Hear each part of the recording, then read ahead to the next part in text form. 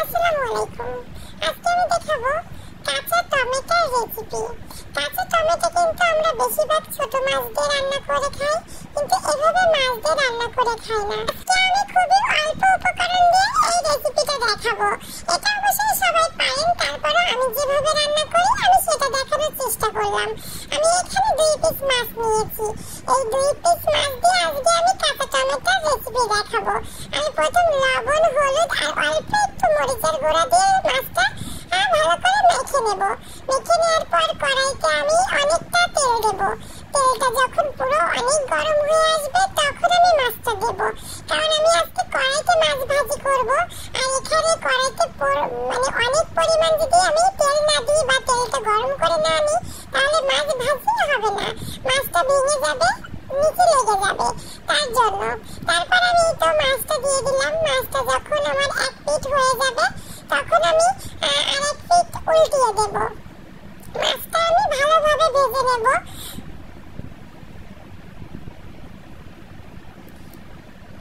আমার 2 পিঠে মাছটা ভাজা হয়ে গেছে। আমি মাছটা এবার উঠিয়ে নেব।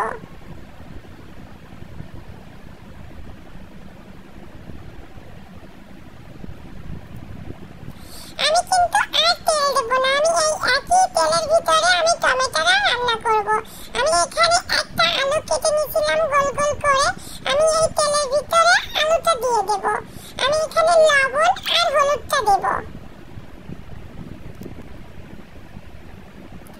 লবণ আর হলুদটা দিয়ে আমি আলুটা ভেজে নেব।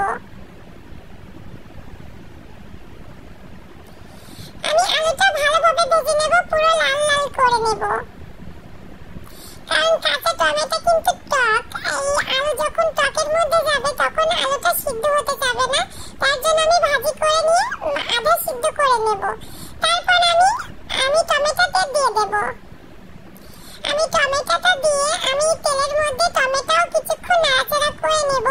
আর এখানে আমি মশলা দেখিয়েছিলাম, এখানে জিরা, সরিষা, পেঁয়াজ, রসুন আর কাঁচা ঝাল আমি সবগুলো পাটায় বেটে ভালো করে ফিনিশ করে বেটে নিয়েছি। এর মধ্যে আমি অল্প একটু পরিমাণ পানি দেব, দিয়ে আমি টমেটোগুলো কষিয়ে নেব।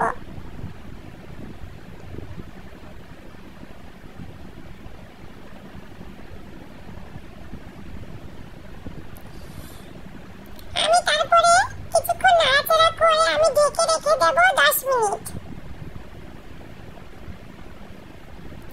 এই যে 10 মিনিট পর আমি আবারও কিছুক্ষণ নাড়াচাড়া করব, কারণ এখনো টমেটোটা নরম হয়ে আসেনি। টমেটোটা একদম নরম হয়ে আসবে। আমি এখানে লবণ আর হলুদটা দিয়ে দেব। আমি কিন্তু টমেটোর মধ্যে লবণ হলুদটা দিয়েছিলাম না, যখন আলু ভাজি করছিলাম তখন লবণ আর হলুদটা দিয়েছিলাম। আমি এই জন্য আবার লবণ আর হলুদটা দিয়ে টমেটো আবার এত নরম করে ঘন্ট করে ফেলবো যাতে পুরোটা টমেটোর আঁশ উঠে যায়।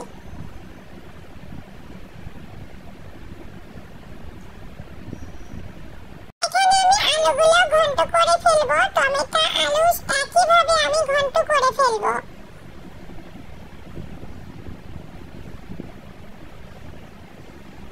তারপর আমি আবারও 5 মিনিট ঢেকে রেখে দেব।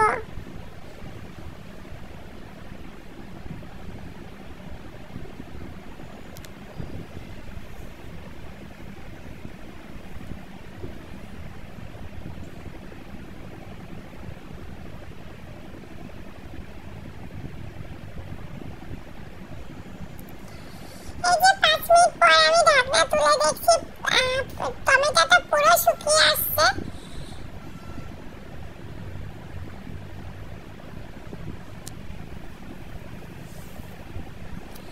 আবার আমি একটু নাড়াচাড়া করে নেব। নেওয়ার পর আমি ঝোলের পানি দিয়ে দেব। আমি এখানে বেশি পানি দেব না, আমি মাত্র 1 কাপ পানি দেব।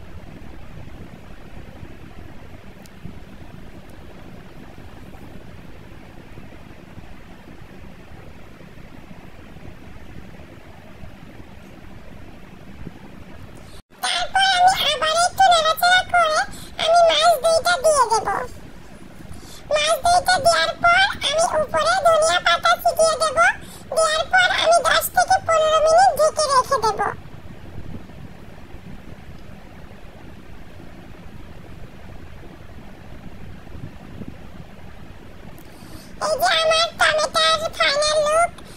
এটা কিন্তু টক টক মিষ্টি মিষ্টি, খেতে কিন্তু দারুণ লাগবে।